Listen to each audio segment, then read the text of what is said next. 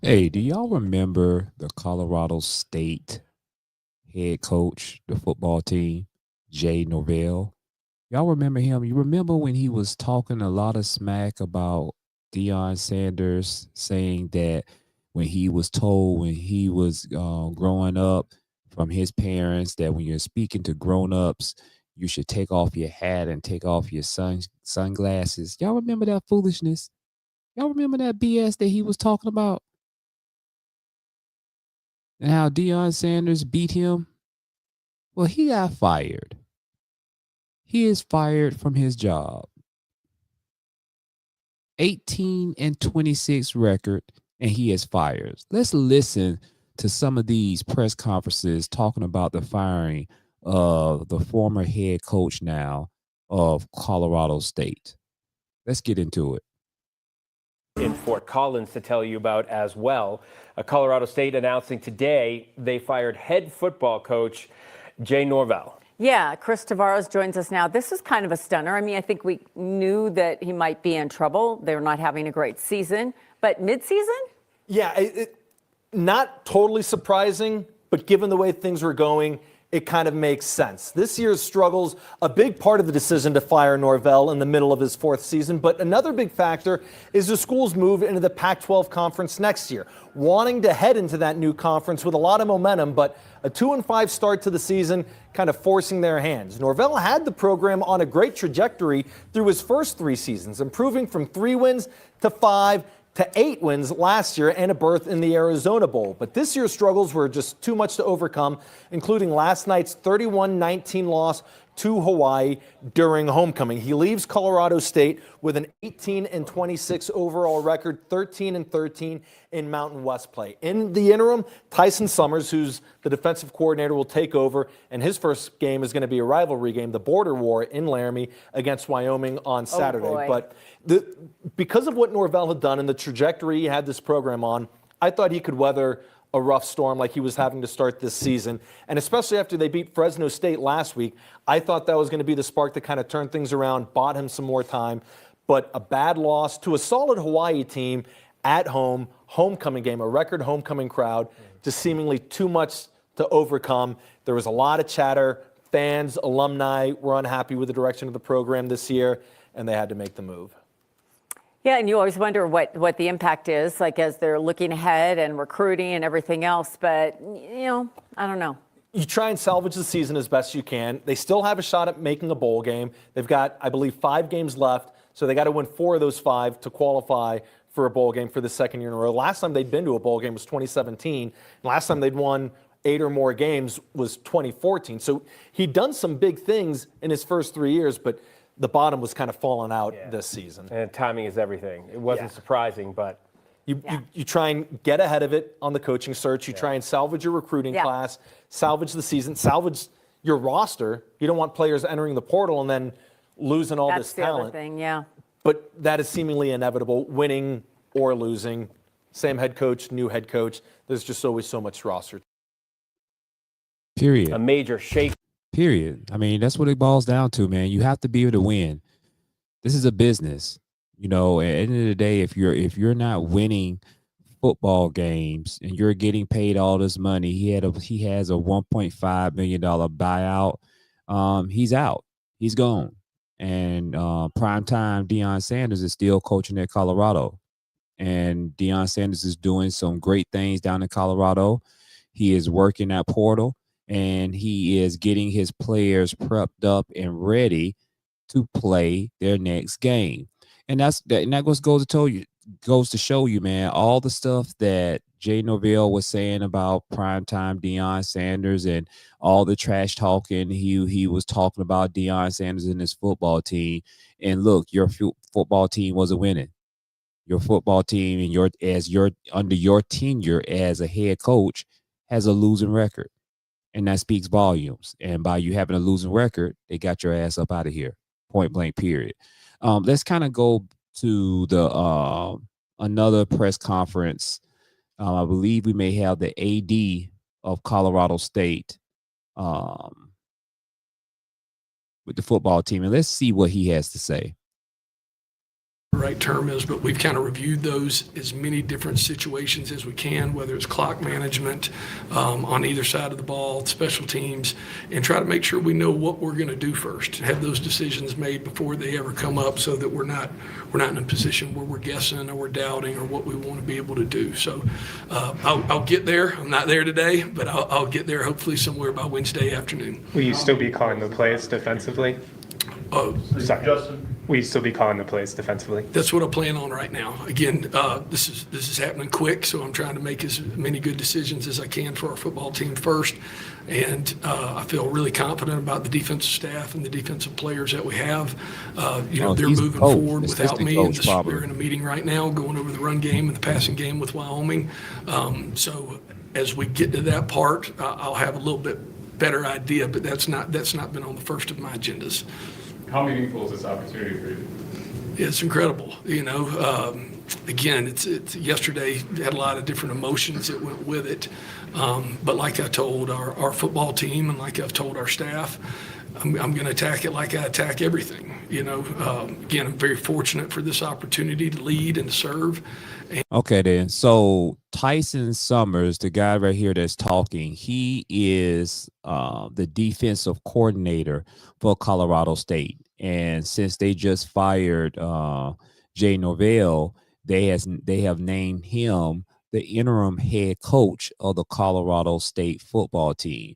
Now, he has served as the team's defensive coordinator since 2014. Under the head coach then at that time, which was Mike Bobo. What a name, Bobo. But nevertheless, he is the interim head coach. And let's just listen to his game plan, and possibly he talks about his strategy moving forward since he is the new head coach of the Colorado State program. Let's go at it. And I've never done anything in my life that I wasn't trying to attack and win and be good at. I think the beauty of me is, I've failed. I've failed and I've won, and I've failed and screwed it up, and I've failed and I've done better, and I keep coming back, And I think having made mistakes, and I think having, learned from those mistakes, are all things that are really cool. I like my scars, Not everybody likes theirs. I like mine, and I think that I'm at the best version of myself and the best point right now because of those things. So I'm thrilled for the opportunity to lead and really for the opportunity to serve and help these young men as best I can. What have your conversations been like with Jay since the change happened? Yeah, Coach and I had a really good conversation yesterday. We spent about 10 minutes together, big hugs and a lot of conversations. Jay's incredible people. Again, I'll be forever appreciative of him and this opportunity and him reaching out to me. I didn't know Coach, when we first started kind of our phone conversations 9 or 10 months ago with this, but I've grown really close to him. I really respect him, care about him, Kim and Jaden, and so it was a good conversation. How do you balance kind of the focus on football for everyone, but also obviously the emotions of pretty big change for everyone involved? How do you balance that through this week? That's a great question. I think it's not easy, right? And that's not just young people, that's all people. A lot of challenges, people that care about leadership changing so much of the time, with all of us is, we're nervous or we're fearful of the unknown. And, I just tried to talk to them today about fear is something we create in our mind and danger is something that's real. And there's nothing dangerous about going and playing football right now, as far as what we're trying to get done. And so I just tried to talk to him about that and just spend a lot of time, like I said. So, we're going on probably hour 22 of this, and I think I've spoken in front of the team, 3 times, and the offense twice and the defense twice. From a defensive standpoint, to your question earlier, I went in and did my Monday morning unit meeting like I always do over the run game, the passing game, and the opponent roster. I did that as normal. Just had a couple other responsibilities in that window of time at the same time. But I think it's important. I spoke with the defense this morning about kind of some things and where some things would be very much the same and where some things may change. From a defensive standpoint, I'm going to meet with every offensive player this afternoon and have one-on-ones with each one of them. I met with every offensive staff member and coach yesterday. And it's not that I shouldn't meet with the defensive staff. It's just I've been meeting with them all day, every day for the last 9 months, So there's a little bit more clarity and they know where the direction is going. But the meetings with the offensive staff I thought went really, really well yesterday. And then again, we'll have meetings with all the offensive players this afternoon and this evening. Colton has been walking me around, and I've tried to make sure I touched everybody at some point. I've been to the training staff, I've been to the weight room staff, I've been with the academic staff, and trying to make sure anybody that's touching our players kind of understands what my message is and what I want to make sure that we get done over the course of the next 5 or 6 weeks. What do you want to share with the student body and fans to give them hope for the remainder of the season? Well, I hope they have hope. We've got an opportunity to really do something special. And I think that the opportunity that's in front of us is, again, something where we need to be where our feet are. But obviously having the turnaround that we're looking forward to having is what we hope to be able to do. And we're going to do that by, just being where our feet are, taking 10 minutes, being great in our 10-minute meeting, then being great in our 20-minute walkthrough, being great in our 10-minute individual, be great in our 20 minutes of team, and just keep trying to get better one step at a time. That progress and that process will lead us to where we want to be, and I think our fans will be able to see that. Director Weber said he admired the culture that Coach Norvell built here. I mean, what are some of the things you think you can build off of that for the remainder of the season? Yeah, I think Jay, did a tremendous job with those things, and over the course of the last 10 or 15 years, I felt like he spent a tremendous amount of time on those things and investing into it. I think, like I said, the big point of emphasis for me right now, and where we're at, is just to hit the reset button. We've got opportunities with really good players, some really talented receivers. We've got some really talented backs. Obviously, the same thing with our quarterbacks and our line, our tight end, and our defensive players as well. But we're in a position right now. The truth is we're 2-5. The truth is we're 0-0 this week, with a big game ahead of us. So let's focus on this game that we have this week. Let's hit the reset button. Let's reset our energy and let's reset our momentum, and let's focus on the things that we need to. There are certain things that are important today and now, and we need to focus on those things. Was part of hitting that reset button getting back to the team that played against Fresno State, so complimentary, all 3 phases? I think so. I mean, what we really try to talk about with reset is obviously what you obviously would think, right? And the defensive players, they kind of laugh at me because I like hit my watch that I'm having to hit the reset button in the game. So whether we have done something great and we had a sack or a 3-yard tackle for loss, whatever it is, they'll see me looking at them going reset. If we give up a play for 20 yards, I'm gonna look at them and say reset. And really what that is to me is just about, the acronym that kind of goes with it is just the relentless energy. That's really what I want to see out of these guys, is when they come to work each day and they come to practice, that they have a relentless energy. We want to talk about standards and not letting our circumstances dictate our standards. And I think as you look at those things, that's really the biggest piece of trying to make sure that we have some energy with those things. And I think the other one is the extreme desire to win and playing with toughness.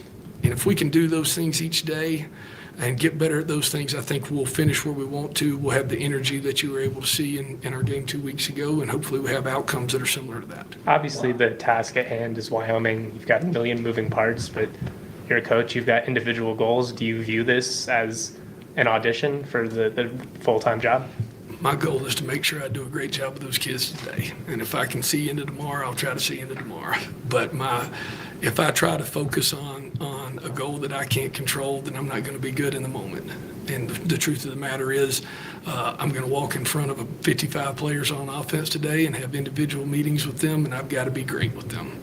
I've got to make sure I can give them the energy that they need, the compassion that they need, and I hope that I'm able to give them the confidence they need to go on and do well as we finish up here.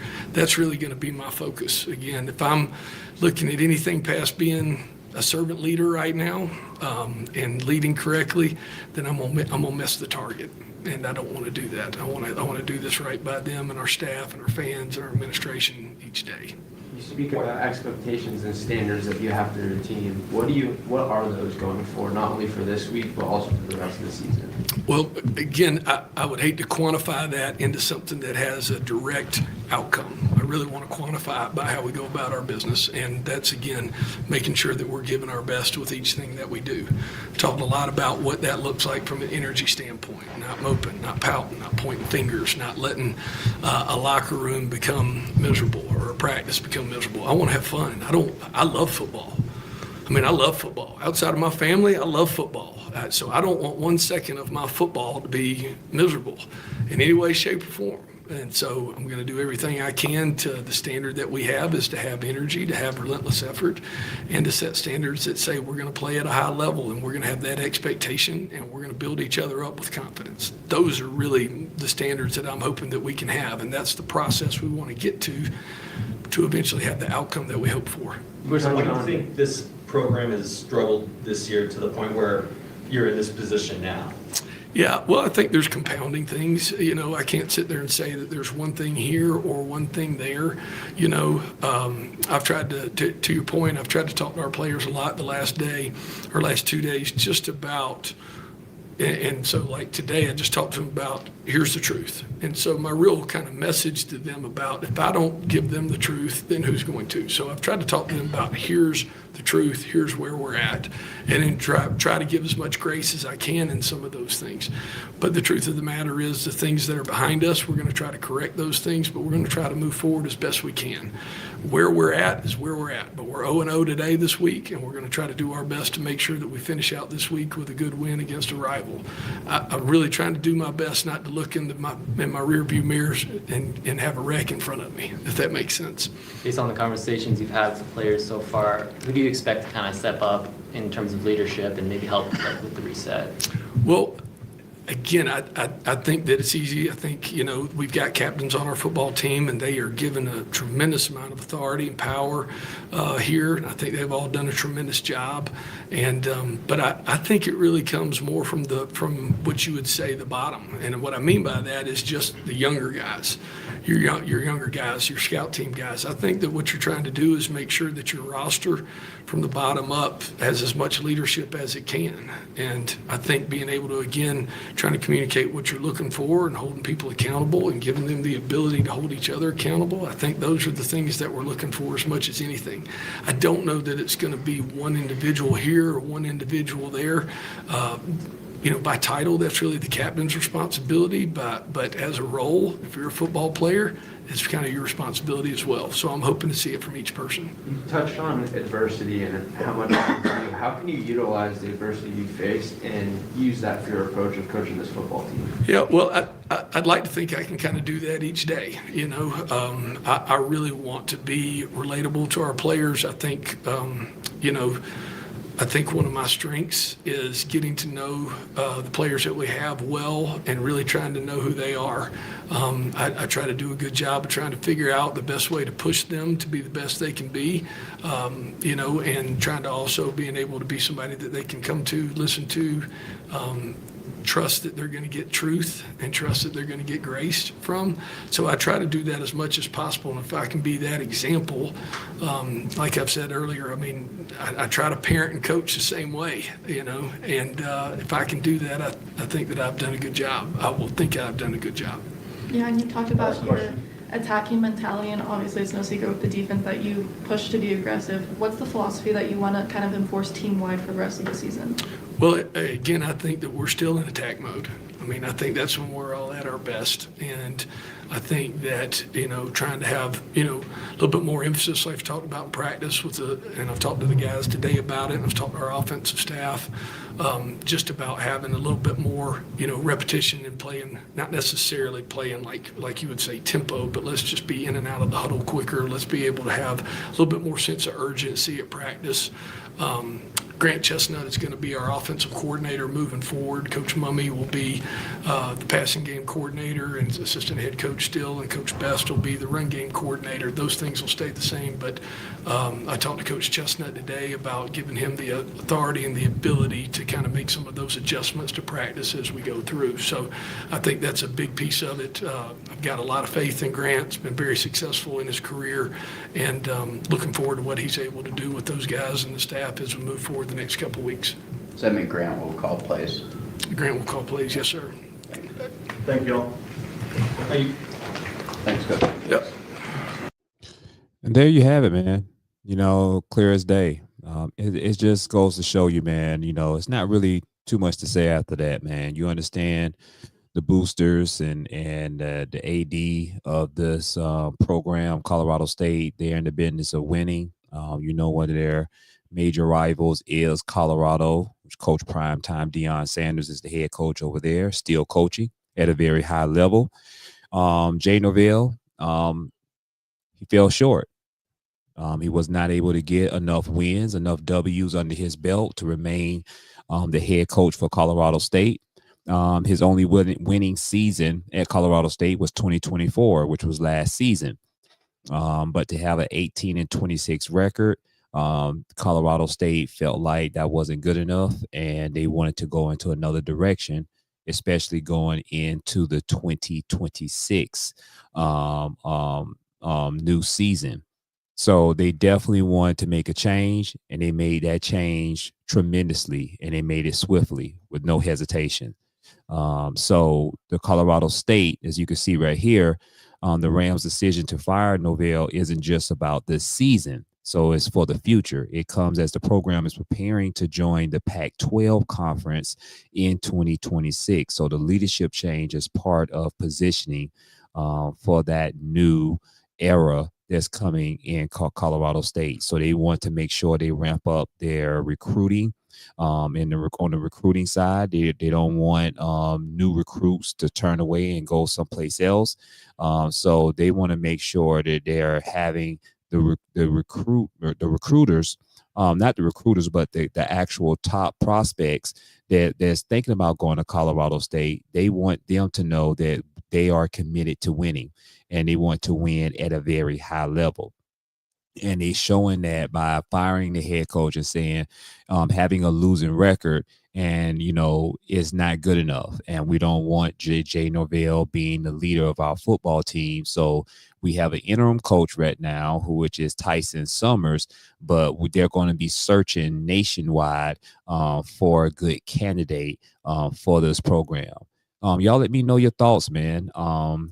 Do you think it's fair or foul? I think it's very fair. At the end of the day, you can have all the viral clips all you want, but when it boils down, is this: you have to be able to win football games, especially when you're talking about trying to get new recruits and you're joining a new conference in the Pac-12. In order to compete in these conferences, you have to be able to win, and you have to win consistently, because at the end of the day, that's how you're going to keep your job, especially as a head coach of a program. Hey, man, you already know my motto. Until next time, man, keep your head on the swivel. And let me see, before I leave off, let me see if Jay Norvell did his exit.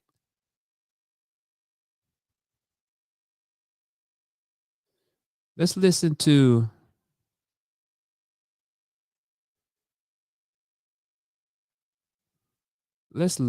the director and hear what he had to say on his press conference right here.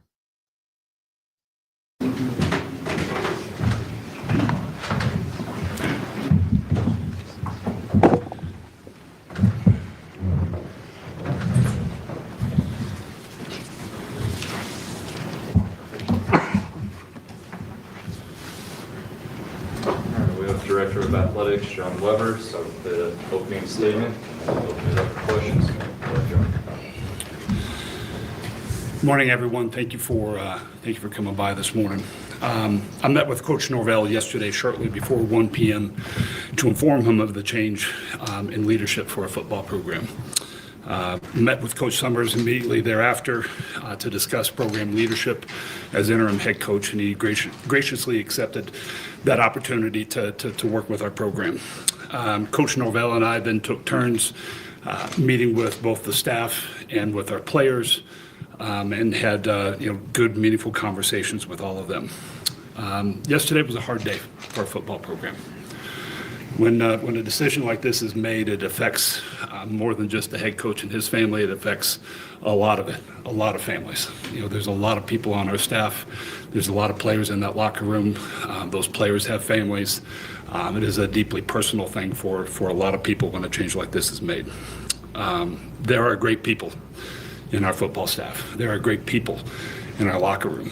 And I am immensely proud of who all of them are. Coach Norvell and his wife Kim, they were great stewards of our program. They built a culture that embraced our community. I'm immensely proud of what they were able to do, and that made this decision even harder. Coach Norvell built momentum for a program that deeply needed it, resulted in an 8-win season for us last year and culminated in a bowl game. But ultimately, progress was challenged and progress stalled at a very critical time for us as we ascend into the Pac-12. And with that in mind, I made the decision that we needed a different direction and different leadership as we move forward. A national search will begin immediately. We will partner with a premier search firm to do so, and we will identify the right coach to lead our program. During that search process, Coach Summers will lead our program. We will also use that time to evaluate every single square inch of our program. Coach Summers has every authority to do what he feels necessary for us to finish the season strong. I have complete faith in his ability to lead, to represent our university, and to recruit to our program, and that is about to be on display for all of you. This program is now fully focused on our game versus Wyoming on Saturday. This rivalry game and the traditions that surround it are among the absolute best in college football, and we're going to celebrate that this week. I'm excited for us into that game and take full advantage of the upcoming bye week as well, for us to prepare to finish strong and to continue to recruit to our program. And this is a program that's seen record crowds for the last year and a half. The engagement with Rand Country is unparalleled. It's been absolutely outstanding, and I'm incredibly grateful for the way that Rand Country has showed up for us. It's a program with top-tier facilities. It's a program that represents an outstanding academic and research institution. It's a program backed by 270,000 alumni and powered by 34,000 students. It's a program located in a phenomenal city in an outstanding state. This program is primed for significant success, and this university is aligned to achieve it. I set the vision for Colorado State to become the most loved, most watched, most innovative athletics program in the West. I look forward to the process that's about to begin here to identify the leader that is going to be able to capitalize on all the potential that exists here at Colorado State, and I'm going to ensure it happens. What questions do you have? What did you feel like right now was the right time to make this change? It was, as we went through the season, we had starts and stops as we went through the season, and we struggled against Hawaii to find our identity, to be able to move the ball that we needed to in the way that we needed to. And it was an opportunity for us to get Coach Summers focused on what the future of Colorado State football is, headed into the rivalry game, and it also gives us an extra week as we head into the bye week to make sure that we are prepared from a recruiting perspective. So as opposed to doing this, the following week, during the bye week, I actually wanted to get started a little bit earlier, so that we could get as much momentum as we can as we head into a very critical bye week after our game against Wyoming. What characteristics are you looking for in the next leader of this program, and does the timing of this give you a better chance to find that person? From a timing perspective, it allows us to run a very exhaustive search. And in conjunction with the search firm that we're going to use, that's going to be able to present, I think, a lot of options and allow us to make a very informed, non-rushed decision on the next person to lead our program. The trait in terms of what we're looking for About the only thing that I'm going to say is that it needs to be collaborative. We've entered an era in collegiate sports, in football in particular, where as a university, we all need to collaborate to ensure that we can be as successful as we possibly can with our football program. What conversations were had with Jay throughout the season leading up to the decision yesterday? So we had we talk every week after the result of a game, we all had the entire program. We all had a lot of high expectations for this particular season. We entered it with a lot of excitement, and ultimately it did not deliver out on the field. When it comes to the search, how important is the previous head coaching experience? It's it would be nice. I'm not going to say that it's required. One of the things that I have learned going through multiple different types of searches is that you always find people that you didn't think that you would find in that process. And one of the things that I don't want to do is that I don't want to limit us to how we think about who the next coach could be, where they come from, what their experiences are. Just as much of important of who that person is who they surround themselves with and the processes that they bring with them. And I want to make sure that we are open to hearing everyone's story. John, Jay addressed this Saturday night quite early on about the crowd and the performance relative to the crowd. There's probably, was there a few too many of those at those moments in hindsight of the last 2 years? Again, you brought about the turnout and people wanting to be at the CU game Saturday night, things like that. Yeah, we've had outstanding support from our fans over the last year and a half. When I look back, I believe it's 6 of the top 10 crowds in Colorado State football history have happened in the last season and a half. And that is just an amazing achievement for this program and all the staff that we have on the administrative side that has worked so hard to put people in the stands. And I think it proves that this fan base is excited for a winner. They want to support a program that wins. And this gives us an opportunity and a stage to engage our community in an incredibly powerful way. And it's important to the university as a whole, when we're able to put that many people in the stadium. So when we do that, we also need to make sure that we put a good product on the field for those folks. Aside from wins and losses, what did you see as the biggest shortfall with this team that Jay wouldn't be able to fix throughout the end of the season? It's really about momentum, and it's when you look at everything around a program is more than its head coach. It's more than a stadium. It involves everything around it, and that's everything from recruiting to how we scheme, to how we coach, who we put on the field, decisions that we make. So I would say all of that went into the decision. Did the recent changes with the transfer portal and the new window for when a coach is dismissed, did that factor in of making this maybe more feasible to do in season? No. What's the financial impact for this, and does it have any impact, I guess, in hiring the next coach? So the Jay's contract, we will owe him $1.5 million for the remainder of his term. You mentioned recruiting. How much do you think about moving to the Pac-12 in the NIL era in this decision? We absolutely have to enter the Pac-12 with a full head of steam. The opportunity for Colorado State is very, very, very real. And when you look at all the attributes here at CSU, it is all here for us to be wildly successful as we move into the Pac-12. And the goal for us is to play in and compete in the college football playoff. And there is a very, very, very clear path that goes straight through Fort Collins on that. What kind of coach is able to get players now in this new era that can help this team contend? Yeah, historically, Colorado State has recruited very well out of the state of Texas, out of the state of California. Our local players here in the state of Colorado are incredibly important to us. So, connections and that portion of the country, somewhere on staff, it doesn't necessarily have to be that head coach, but somewhere on staff, I think are going to be important to the success of CSU. Given Coach Mummy's relationship with the team, how much consideration did he get in the interim position? I made the decision to go with Coach Summers because I thought he was best qualified and best suited to do so.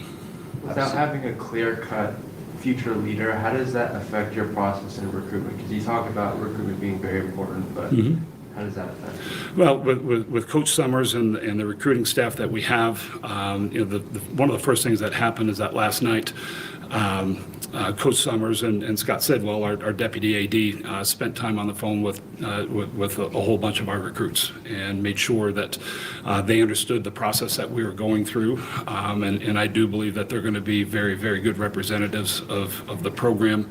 And I fully anticipate, with the seriousness of where we are in the future of Colorado State, that we're going to put together a really, really strong recruiting class.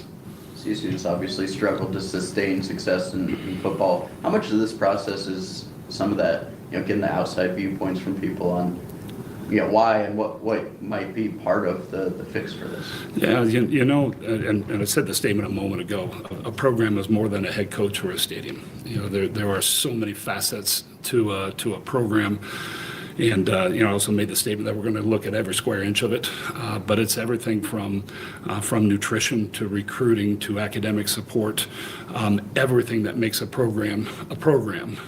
We've got to make sure that we're investing in all the right spots to support ultimately the product that gets put on the field.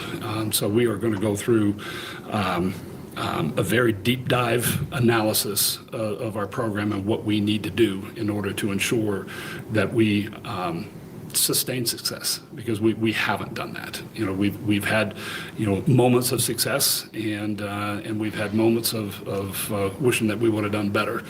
And when I look at the attributes here at CSU, there is no reason for us to not be successful year over year. How have the guys in the locker room taken everything? Very disappointed, obviously. One of the things that that I admire about Coach Norvell is the culture that he's built on his team. It's a tight group of coaches. It's a tight group of players, and very proud of that. So we had a conversation around that. I think they're in a good space today. Yesterday was about the program. It was about Coach Norvell. It was about the relationship that that the players and the staff had and have with Coach Norvell. And today is about moving forward. So it was a good opportunity for folks to spend time with Jay yesterday. Thank him for what he has done for all of them. There's a lot of players that are, a lot of people that are in Fort Collins because of Jay Norvell. And we wanted to make sure that we gave the time and space to allow that to happen. With how much individual success has been shown from the players this year, how much confidence is there, with the current roster for the program? With any roster, year over year, you're going to look at opportunities of how do you get better. We've seen a lot of injuries this year. And that's another place that we're going to go through and really try to dig into and understand what the root causes is of every single one of those to see what preventative measures that we can put in place. But one of the things that you've got to do when you go through a season is that unfortunately injuries are a part of the game, and we've got to make sure that we continue to develop talent and build depth so that we can sustain those sorts of scenarios. What was Jay's reaction when you broke the news, and do you think he had any sense that this could have been coming at this time? Jay and I had a very respectful conversation. He's a professional. I admire that about him. He understood. It was a short conversation, but he understood, and we moved forward. So why now? Why not wait till December when the contract's over? Was this a way to thank him for everything, kind of give him a bonus? I'm not sure about giving. I'm not sure what you're asking about there, but it was just time for us. We wanted to make sure that we could prepare, like I said earlier, a non-rushed search, and be able to do this very thoroughly and work through this at a time that we didn't have to make speedy decisions. So this gives us the ability to do that, and it also gives us the ability to reset for the season. There's still a lot to play for. There's a lot of football left to be played. We have 2 rivalry trophies that we've got, and you never know what happens over the course of these last 5 games. And we really wanted to give Coach Summers an opportunity to see what he can do at the head of our program. Thank you, Jim.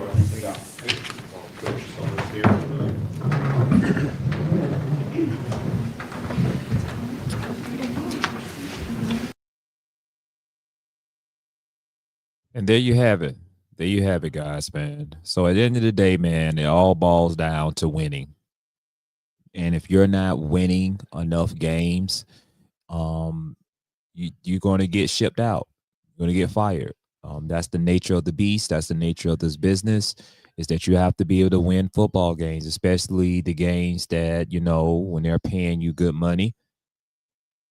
That's what they have you there as the head coach to be able to lead your football team to get wins. College football is definitely is a business now. You got these recruits that are getting paid.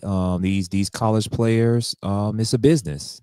They're like professional athletes. Literally, they get paid to play college football. They're not just students. They're student athletes, but they're student professional athletes now, and they're able to sign these NIL deals, and they're able to negotiate contracts for themselves, and they're able to hit the portal if they do not like the direction that their program that they're playing for is going. And if they don't like that, then they will hit the portal, and they'll, and their ultimate goal is to find a better path for them in their football career. And I can't blame them. It's about time that something like this happens. I totally am in agreement of this, is that now the players have some power. And if you're not able to win and win consistently, and they don't like the head coach and like the way the head coach is leading the program, they have all opportunity to hit the portal and to go to a better situation that's going to best suit them and their family. You already know my motto, man. Keep your head on the swivel and be safe out there, man. Until next time, man. Stay tuned to the next video. Take care.